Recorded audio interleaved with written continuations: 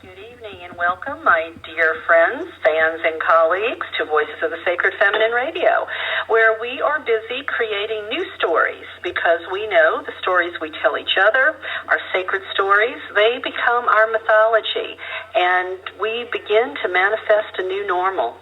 And if you think that's hyperbole, look at how the Garden of Eden myth has shaped the lives of women and men for thousands of years.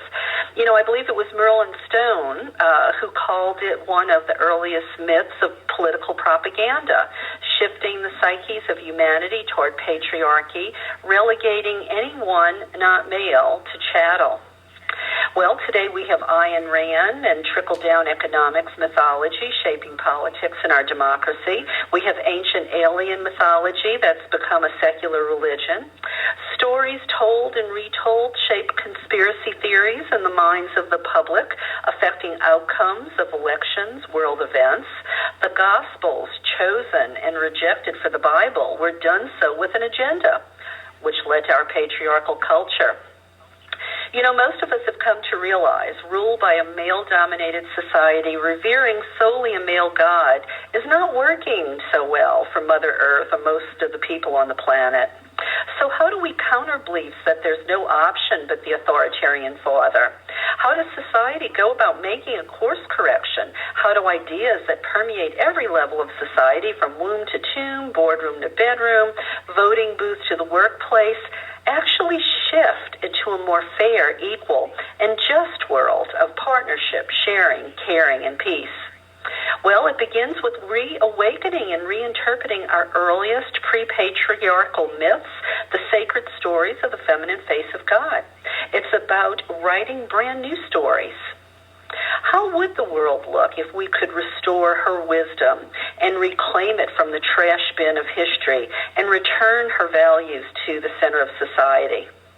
Well, if we can remember, if we can vision, if we can restore ancient truths, then you know what? I believe we can manifest it.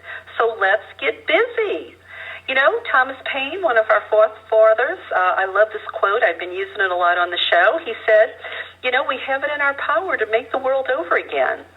And another favorite quote of mine, feminist Arundhati Roy, she said, another world is not only possible, she is on her way. And on a quiet day, I can hear her breathing. Yes, we can make the world a better place. Don't listen to the fearmongers and the naysayers. There's lots of them out there, especially right now. Follow those of us, women and men, who are blazing a trail with our pink-handled machetes. Well, I have a great show for you tonight. Martha Densmore is with us. She's a listener, just like all of you, and she submitted a great story idea about Mary Baker Eddy, an important feminist leader from the 1800s.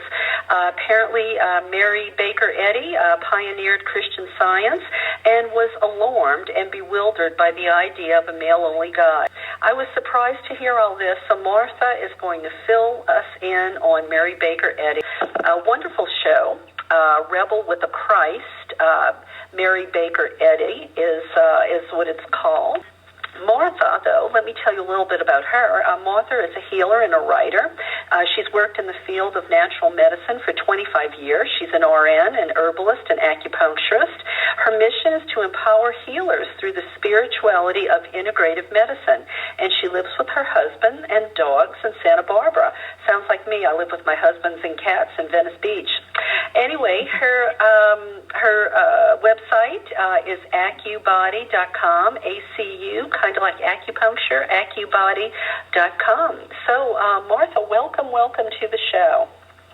Thank you so much, Karen, and what an honor to be on your show. I've been a fan of yours for years, so thank you. Oh, terrific. You're so nice. Thank you for saying that.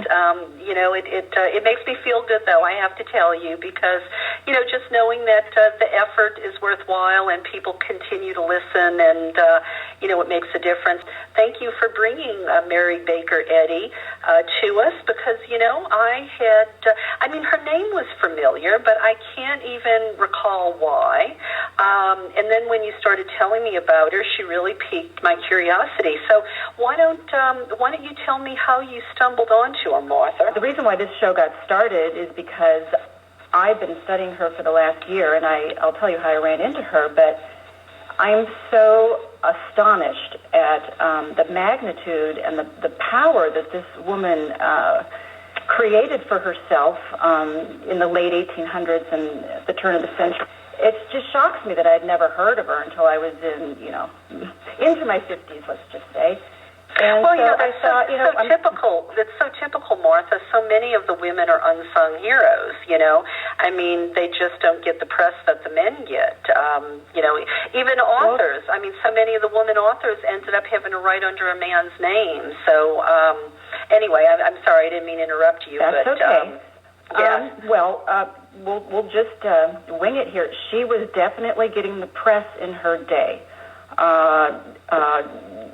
I found out about her briefly just because I happened upon one of her books, not her main book, which is called Science and Health, but I was in a thrift store and bumped into actually kind of an expensive book for me to buy, and I almost didn't buy it, but it was a first edition to her miscellaneous writings, concordance, actually, and I didn't know anything what it was about, but I just started looking through concordance is like a dictionary, and I realized that there were terms relating to mental and thought and healing and this and that, and I ended up just getting it and putting it in a drawer for a couple months, and then pulled it out when it was time to start, just seeing what this was about.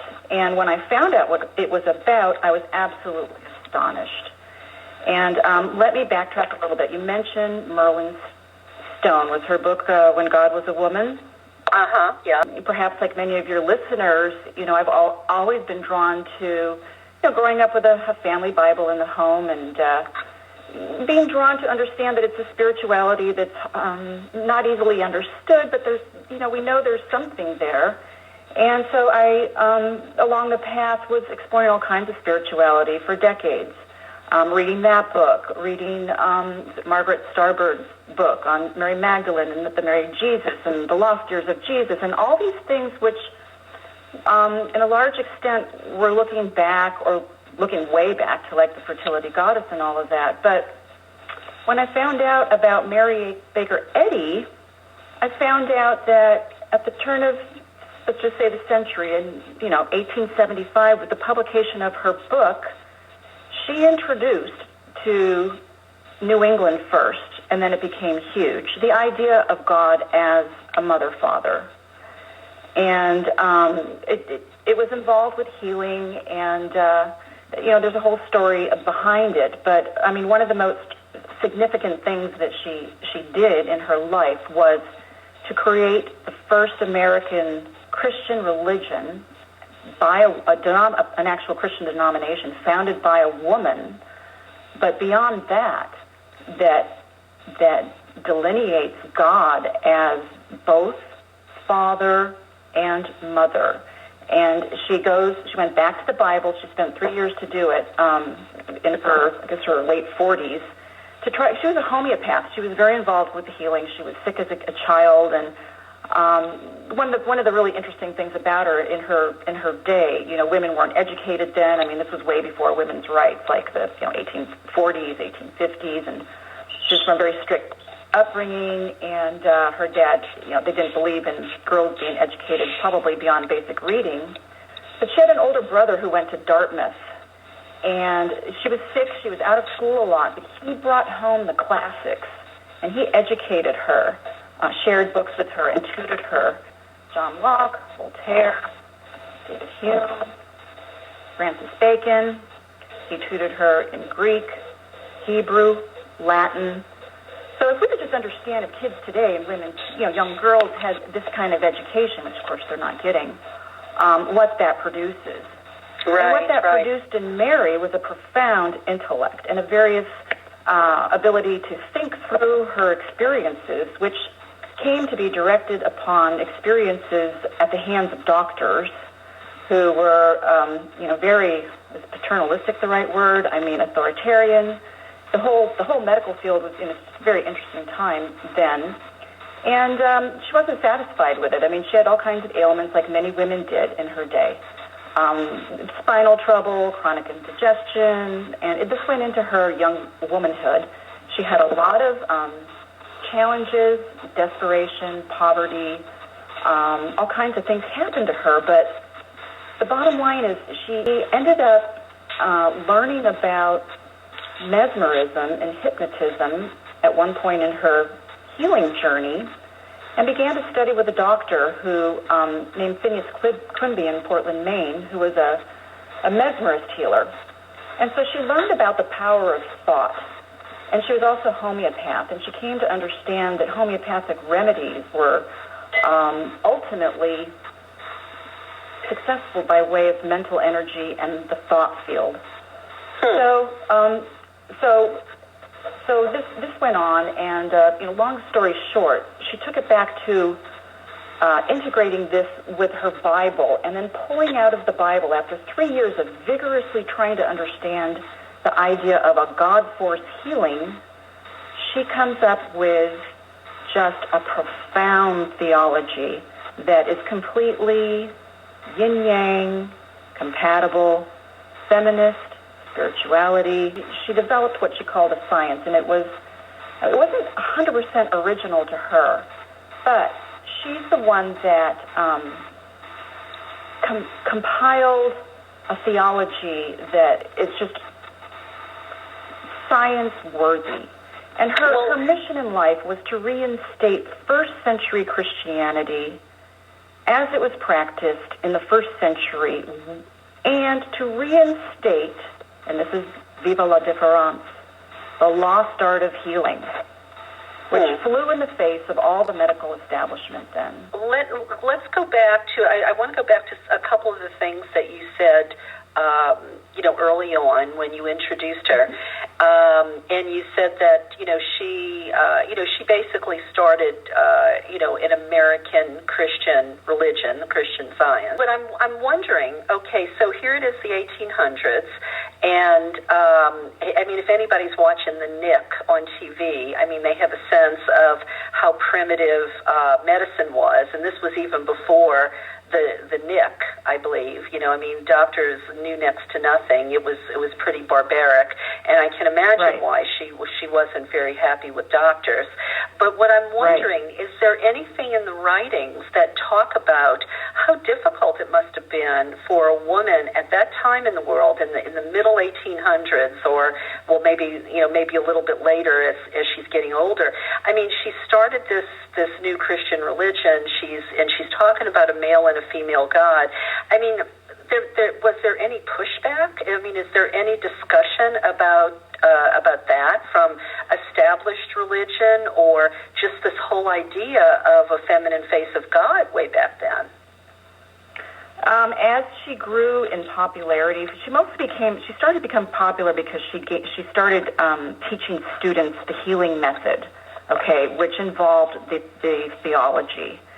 And then as that grew and grew, and women became empowered as healers, and they could earn a living, and it's also the idea that it's a completely spiritual reality that she talks about. So the idea that women are not defined by their biology, and it's like energy medicine, so to speak, as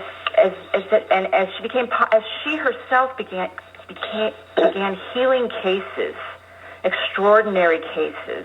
They were hopeless cases. This is what happened in acupuncture too. Some of these different offshoot healers end up becoming established because you start off with the cases that nobody else wants.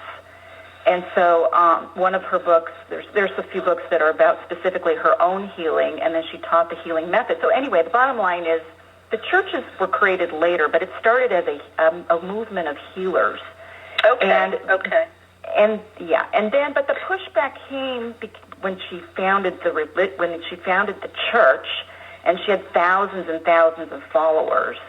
Then it became like a political force, and she was a feminist, not in the sense of like a Susan B. Anthony, but she was a feminist by being a role model, because she became like a CEO of her organization in a sense. She was at the helm of a hugely powerful organization, which by the end of her life, she had a giant mother church, she had 4 publications, she had a newspaper, and she had hundreds of branch churches, and it was going into Europe and all over the place.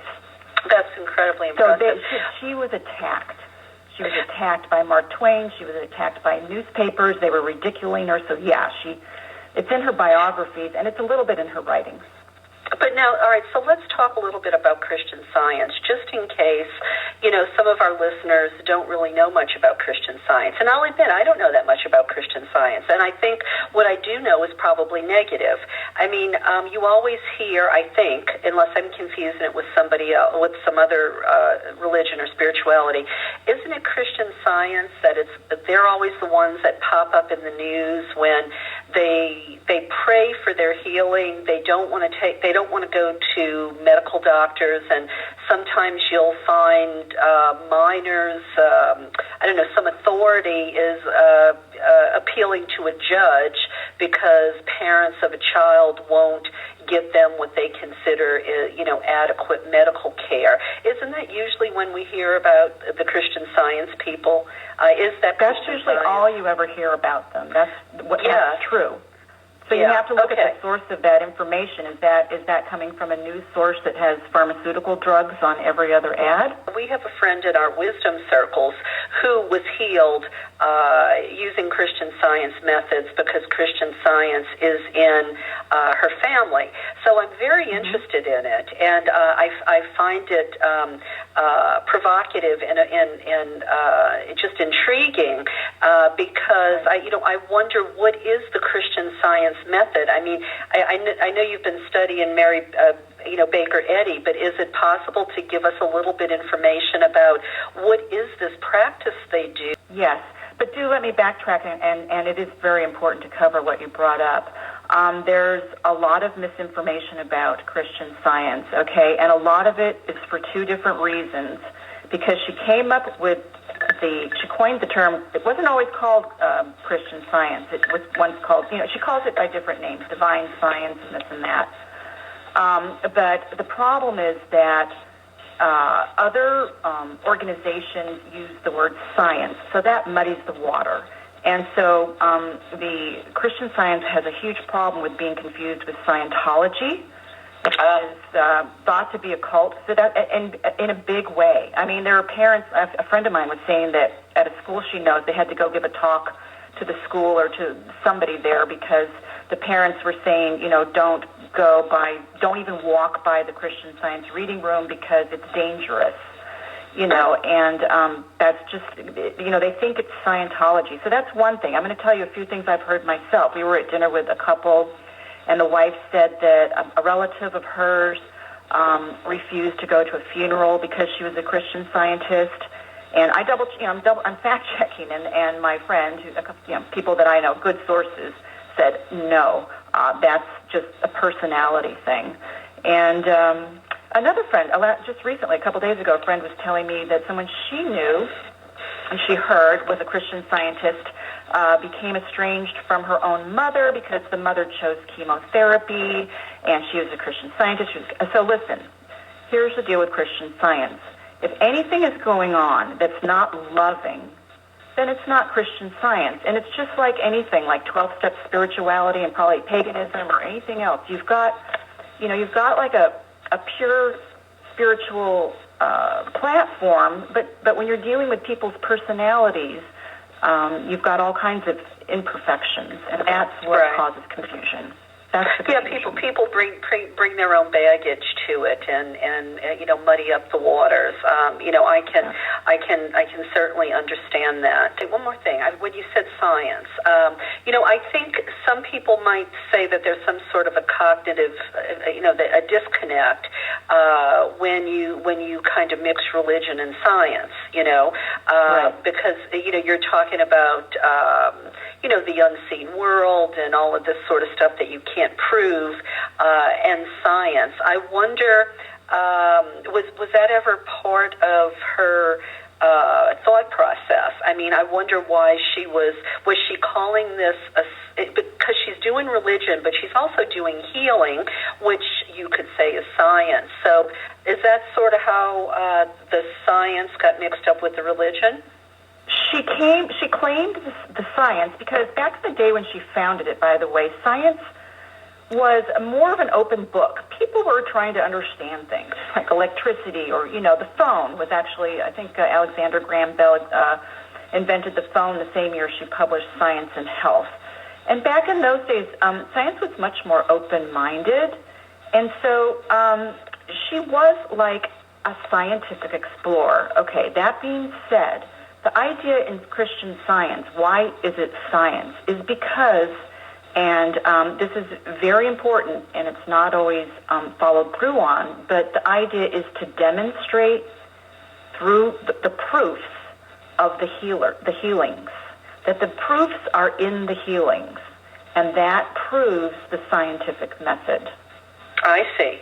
When you're looking at other things, like for instance, later on you talk about the Parliament of Religions. Well, the first one was a very interesting affair. That's at first apparently they sent out like 10,000 invitations and did not send one to her organization, but she had a church, a very big. One of her students had a huge church, couple of churches in New York City. Did some advocating and got Christian Science represented at the World Parliament of Religions. The first one, I think it was 1893. I might be wrong, and that one had like 25 million people coming through. So that was a real breakthrough for her. But also, so it exposed the different religious leaders there to some of her teachings. She didn't show up, but one of her representatives read something that she had prepared, and they heard the word science mixed with religion at the first World Parliament of Religions. So then, later on, you start seeing the word science popping up all over the place in relation to healing, spirituality. I'm looking right now at one of my favorite old books by Paramahansa Yogananda called The Scientific Healing Affirmations. So the difference with Christian Science is that it has perpetuated and maintained as her healings with the strong call to prove the method and the works continued in healings. And that's why there are actually a whole organization of practitioners. Whereas with yoga, like even Paramahansa Yogananda, I mean, I know they're established religion and everything, but it's not emphasized so much that you're really a healing profession. Mm-hmm. So with Christian Science, it really is a scientific healing profession. It just happens to be a spiritual-based healing method. And we call it spirituality, but when you look at homeopathy, I mean, if you know anything about homeopathy, you're talking about dilutions that are to the point where the thing being diluted is no longer in the solution. So it becomes what we call energy medicine. And the same with acupuncture. I mean, acupuncture doesn't correspond to anything in Western medicine, not really. I mean, they're trying to mash it all up now, but truly, acupuncture, the meridians don't correspond with Western physiology, but it's its own paradigm of science. So what I like to do is find the common ground in these things. Yeah, but I guess I'm still wondering, what is it like to be? I mean, what are their people called? It's scientists, and what they practice is science with a capital S. But the healers are called practitioners. Not everybody does that, but some do. So the scientists, are they like your typical, I mean, I'm a Catholic, so I'm going to make reference to that. I mean, do they like go to church on Sunday and, they have the sacraments and all of that sort of stuff like Catholics do, or is this brand of Christianity like totally different than all of that? A lot of it is not organized. I mean, and she herself actually dissolved her church at least twice. She wasn't a big fan of organized religion. Some of her followers, and for various reasons, they organized the church, and that's a good thing because a lot of what they do is then protected, hopefully, under the constitutional right for free expression of religion. There are beautiful churches all over our country. I've got a gorgeous church here in Santa Barbara. It is different. Mary Baker Eddy did away with pastors, clergy, priests. That's all gone in Christian Science. It's not about personality. I know with my own experience with earlier Christianity, you might really like one pastor, and then, somebody else comes up, and different things go on, politicalized and stuff. So she organized it And so when you go to, if you go to church, and not everybody does, because you can study, science is just something, it's a spirituality that you practice in your everyday life.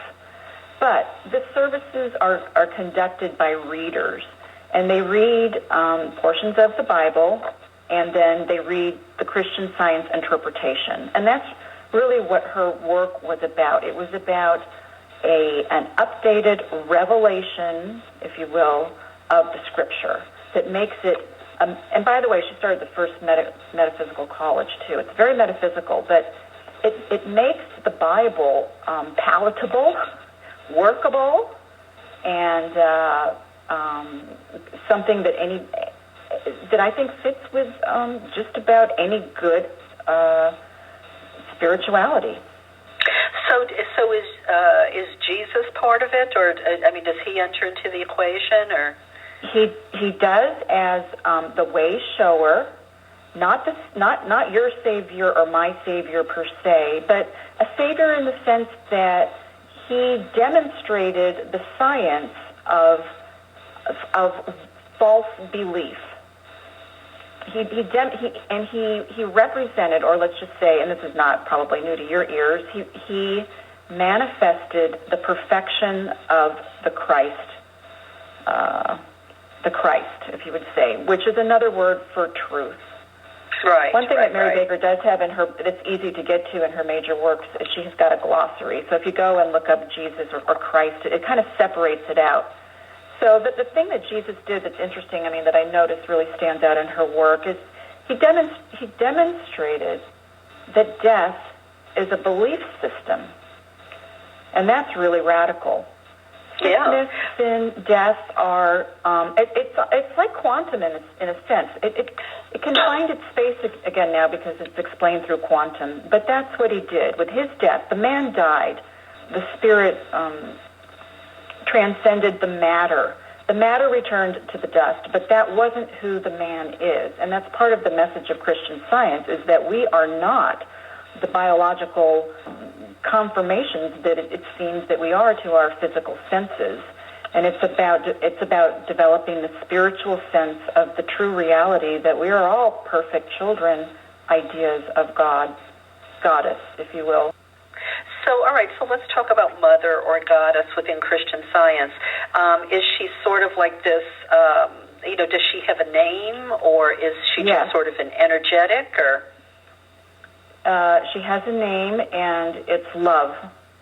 It's definitely a trinity of three, which is life, love, and truth. Life is the masculine inner aspect, love is the feminine aspect, and truth is the expression, which is an individual idea, and we are all individual ideas of God, Goddess, if you will. So when somebody goes for a Christian Science healing, do you have any idea what that looks like? I actually did go for my first Christian Science healing a few weeks ago, and it's not part of the church. The practitioners have their practices just like an acupuncturist or anybody else. And so I did go. I had an issue I was dealing with, and I experienced a Christian Science session, and it was wonderful. Can you describe it? Is it like getting a Reiki session, or do people just pray over you? What is going on is to attune the person, the patient, if you will, back to the reality of being, which is all good and all God. And so prayer in Christian Science isn't like your typical, like, get on your knees, pray for things that you want to manifest. And Christian Scientists understand that the only reality is all good, which is quite a burden off your chest to embrace that, actually. It was a wonderful relief to me because I was caught up in a lot of worries about negativity. And if you understand, like from the Eastern medicine, Eastern spirituality aspect of Maya, you know the word Maya, well, it corresponds to that. And so when you go for a treatment, I'll just tell you what happened when I went. First of all, I expressed my journey to Christian Science, and she said, you don't have to worry, don't go into it. She said, we recognize good wherever we find it. I'm like, well, that's nice for a Christian deal. Refreshing. And so I expressed to her what was going on, and she pulled out some teachings from Mary Baker Eddy for me to read and to take home. And whatever she did was essentially holding the thought of the true reality, because I was worried about a family member, very worried. And in Christian Science, this drama that we go on and we think is our reality, where actually it does return to the dust, is it's a false reality. It's a lie. And that's going back to your thing about the Eve. The Eve and the Adam story in Genesis is a second counterfeit reality that is the unfoldment of a deception. And that's a lot of what we're caught up in here, is deception. And in Christian Science, the healing method is truth, and holding truth up as the light and as the understanding, and that has a healing force to it. Well, my friend who I mentioned, who grew up Christian Science, was telling me about the healing that she had. And, she wasn't real devout, but she had a medical situation come up where, doctors wanted to operate on her, and she didn't want to go that route, so she went ahead and tried Christian Science. And it seemed almost, and I know I'm probably oversimplifying this, and I'm not judging it at all, but it almost seemed like, in a way, it was mind over matter, because I think she said part of what you were supposed to do is imagine or assert that your body is in perfect health like the Creator. That you were perfect, your body is perfect, and somehow that worked. Is it really that simple, or is it, From my understanding and my research, reading about, one of my favorite books, it's actually a very rare book, is by Mark Twain's daughter, Clara Clemens, and Mark Twain was a huge satirist who totally plagued Mary Baker Eddy, and the bottom line is his daughter became a Christian Scientist, and her book, Awake to a Perfect Day, is about her own healing journey and going to practitioners, or a practitioner. It is about an argument, as if a court case, like error, or, the reality that's bothering you, your pain or your challenge in life, is not considered to be real. And what part of the self-healing that you can do, or that is facilitated by a practitioner, is to argue against that claim as if you are in a court. And that's it. Fascinating to me. So basically your sickness is in error. It's not real, and at some point, hopefully, it disappears. That's it returns to the nothingness that it actually is. And again, I want to say in Christian Science, though, Mary Baker Eddy is specific in her book that there are times where people need the good works of doctors.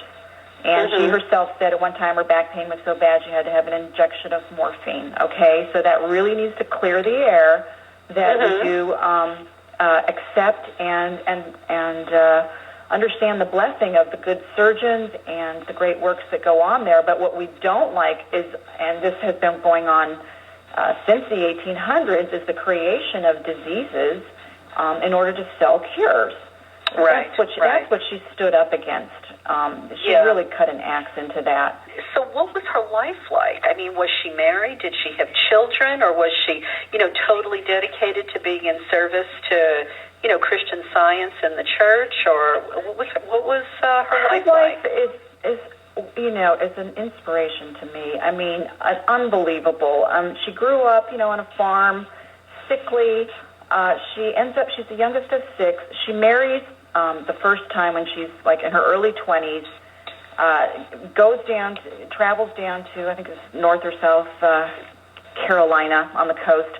Her husband dies when she's pregnant with her first child. She's got to schlep back to live with her parents.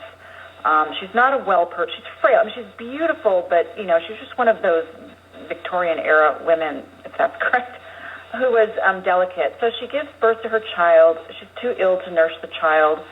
Long story short, she ends up losing custody of her only son because her mother dies, her kind brother dies, and her dad remarries, which was common in those days, and everybody.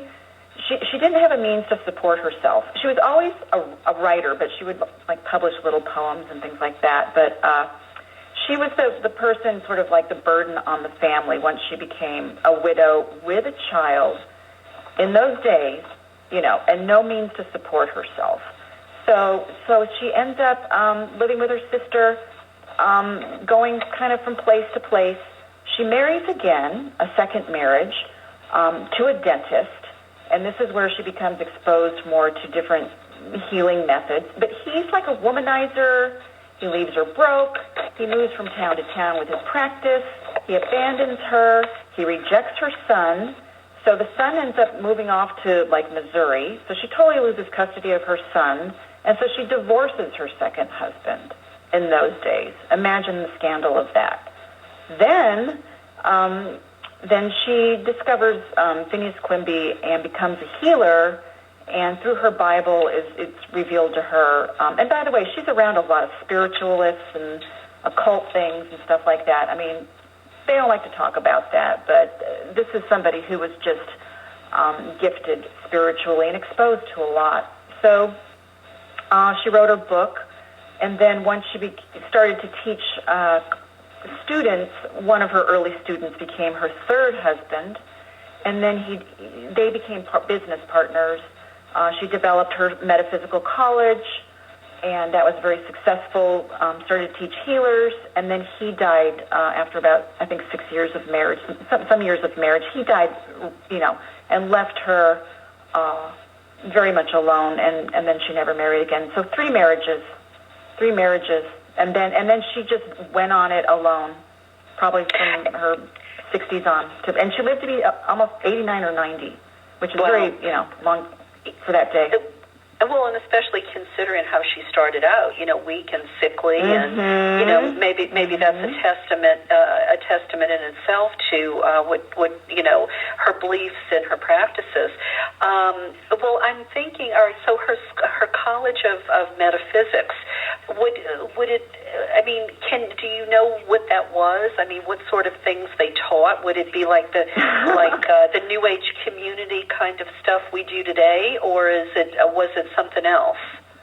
It sure does pique my curiosity too, Karen. I'd love to go back in time and attend that college. We know a lot about it because some of her students recorded, various experiences and writings. So you can find out about it. But her major work she published in 1875, which was Science and Health, and then she revised it many, many times, like over 200 times. But in the third revision, I believe, she came up with keys to the scriptures. And so the college really was about mind over matter, like New Thought medicine. It taught her teachings about the scripture and healing. I mean, the people coming out of her college became healers that used the methods of mental healing. But the difference between her healing and other people that were doing similar things around the time is that, and even now, as there's a lot of offshoots of this, is that what she was tuning into was described as the spirit, the one spirit, the Father, Mother, God, truth, a biblical healing. Whereas we commonly think of mind over matter, or just like positive, like other people wrote books like The Power of Positive Thinking, which is a little bit more mundane, on the mundane plane, where materialism is recognized, Her teachings were different. They were purely spiritual. So I'm wondering, I know there's something called the Science of Mind. That's another church. Is that anything at all like this? Any way remotely related, or? It is remotely related. All these groups that use the word science and mind together. First of all, you have to go back and look when they were founded. And they were likely founded after Mary Baker, was very much established as the first teacher in this area. And she had some gifted students, some who remained loyal to her, others who went off and started their own factions. And one of her gifted students who went off and started her own church and religion was Emma Hopkins. And Emma Hopkins was a teacher to another man who's actually very interesting to watch on YouTube. His book doesn't impress me because they I don't want to say plagiarized, but they borrowed a lot of ideas from Eddy's works, and that's just not interesting to me.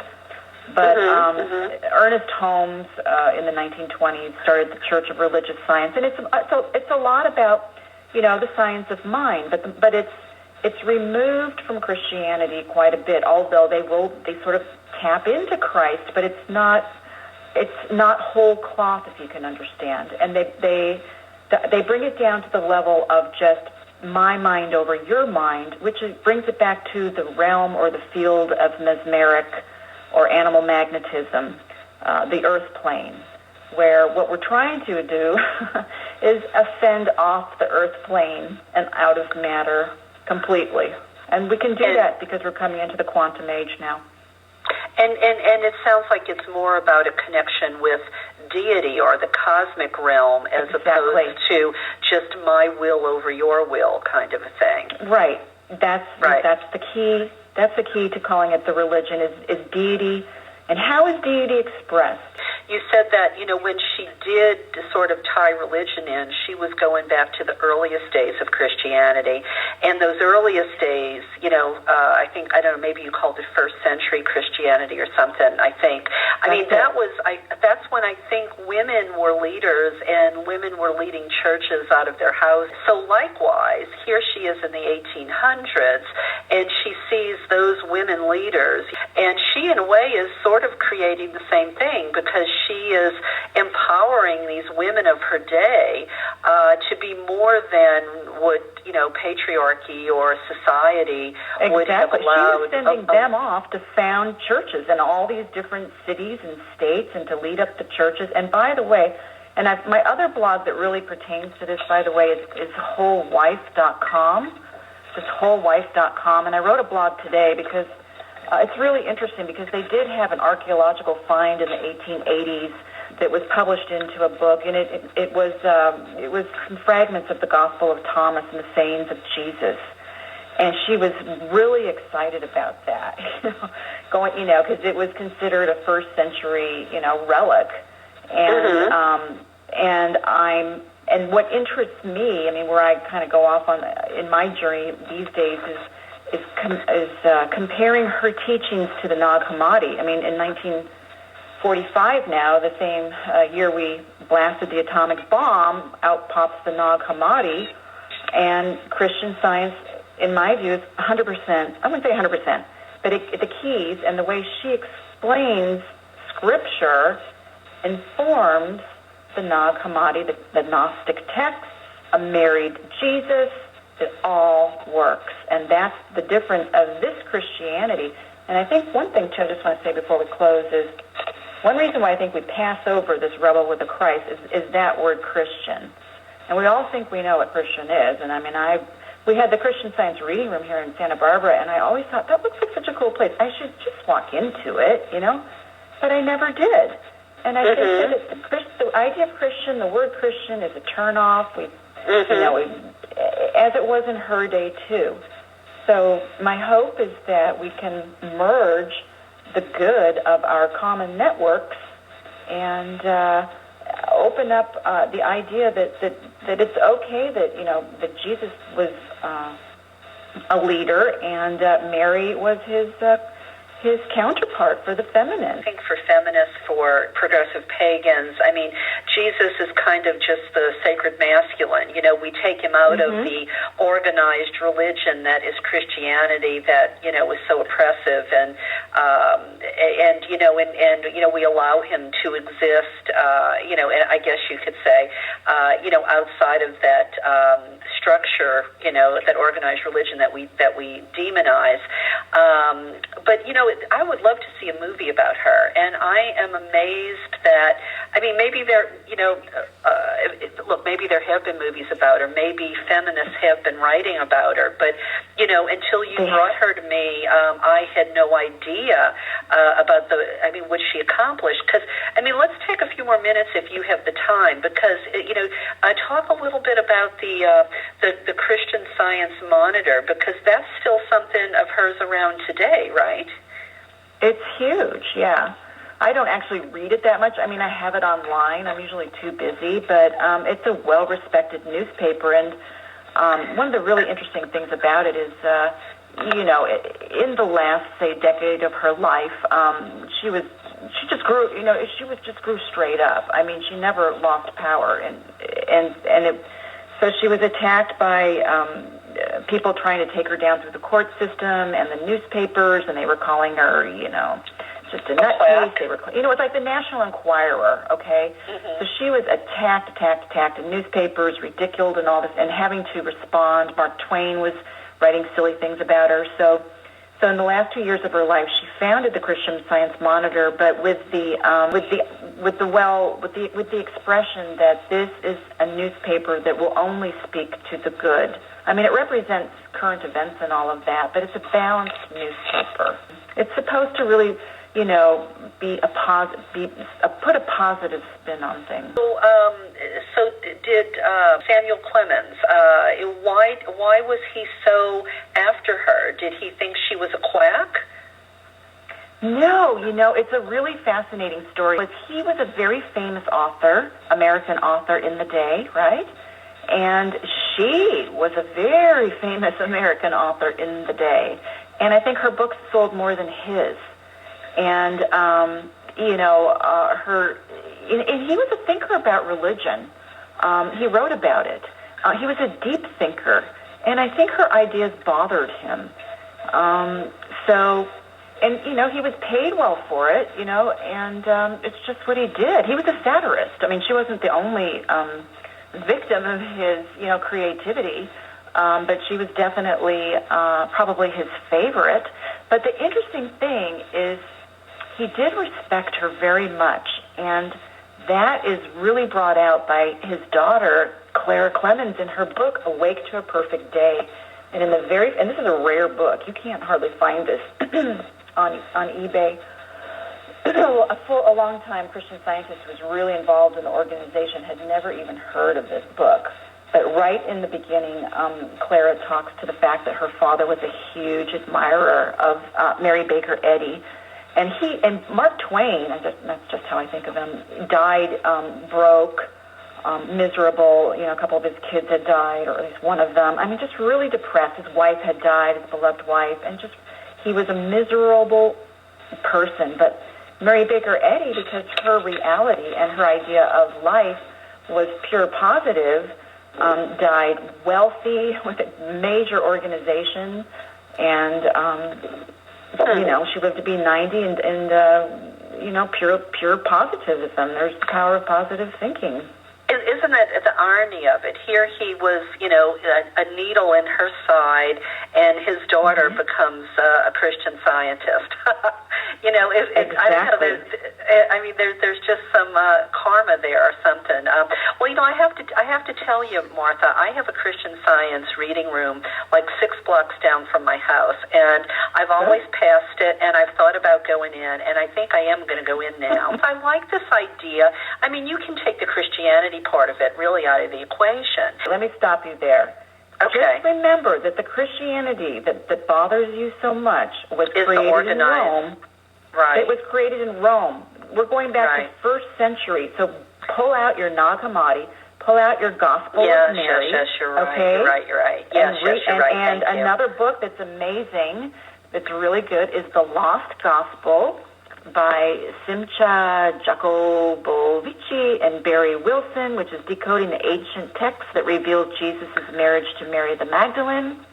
And take those 1st century Christian teachings as to be your Christianity and welcome it, and then the rest that is the deception and the lie and the ugliness, we're past that now.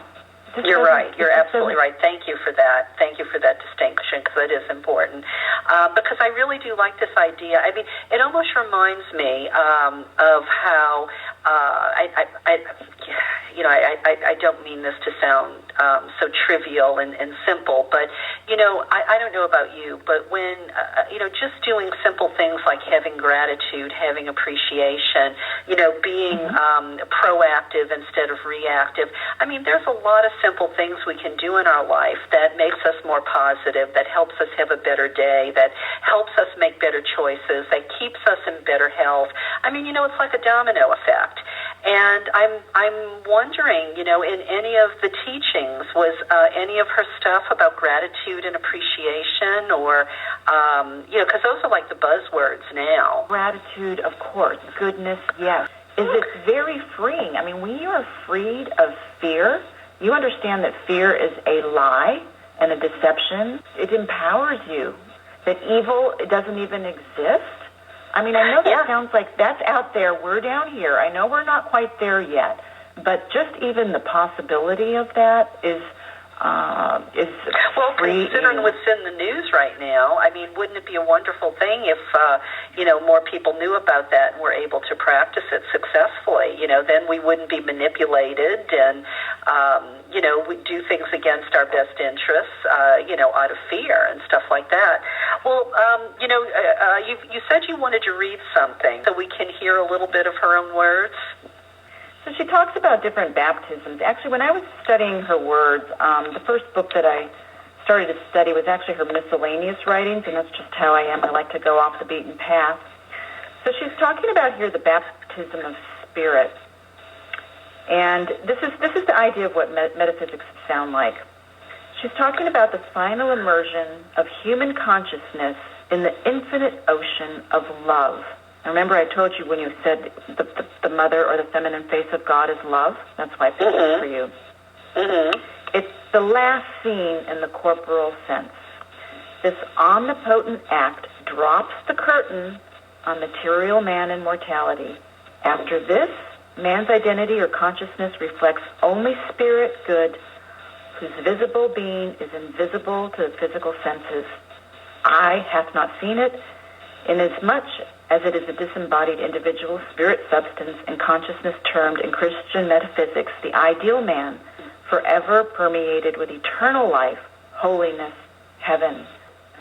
The order of science is the chain of ages which maintains their obvious correspondence and unites all periods in the divine design. Mortal man's repentance and absolute abandonment of sin finally dissolve all supposed material life or physical sensation, and the corporal or mortal man disappears forever. Now that goes on recording because you might have to listen to that a couple times. Back before we had Alcoholics Anonymous, which I think is a wonderful offshoot actually of Christian Science, and people would read her book, Science and Health, and heal just from reading the book. And it still is understood to be that. So if anybody out there knows someone who's just having a hard time, especially with like a mental issue or fear or just something really bothering them, if they pick up a Science and Health, either from Amazon or the Reading Room, or even the audiobook, and just read it, that in itself was a healing method. Just reading the book, as if the book itself is a homeopathic remedy. Wow. And the title again is just... it's her major work. It's called Science and Health, with Key to the Scriptures. Well, Martha, this has been fun, and I'm really interested in her now. What do you recommend for me or for listeners who want to know more about her? Go to wholewife.com, and you can actually, I mean, I'm paying for it. You can join their whatever it is, and then even get the journals from back in the 1800s and stuff. So that's just my thing. I'm into vintage and history, so I go back and read some of the real old stuff. And by the way, they were huge in World War I and World War II, too. I mean, this history is just vast. This is before Edgar Cayce or any of that stuff, right? Yes. She predates him. She predates almost everybody you've ever heard of. Since the hymns are all real positive affirmations, you were talking about that, And I find when I go to church services on Sunday, and again, it's just readers, there's no pastor, and usually there's a soloist, I find that to be an amazing attunement and healing. And the hymnal books are good to take a look at. The hymns themselves are healing prayers, and just lots to check out. So go to the reading room, go online, and there's lots to learn. Okay. Well, Martha, thank you. I'm so glad you reached out to me, and let this be positive inspiration for other listeners out there. I'm just so happy that you told me about Mary Baker Eddy, and now I've gotten a chance to meet you, and you've opened up a whole new realm for me and everybody else. That's right. God is a woman. There you go. And you don't have to go so far back to find out about it. It's here and now. So that's cool. Huh? That is so awesome, knowing how incredibly influential and progressive she was so long ago. And here I thought all women were, so many women were, but she was definitely ahead of her time. So thank you, Martha. I appreciate your teaching us tonight. I'm really thrilled to know about Mary Baker Eddy, and I probably will go in that Christian Science reading room down the road and just sort of check it out. And if somebody looks at me and says something like, well, how can I help you? I can actually say, well, you got anything on Mary Baker Eddy? And I bet they'll bring me to a whole room full of stuff.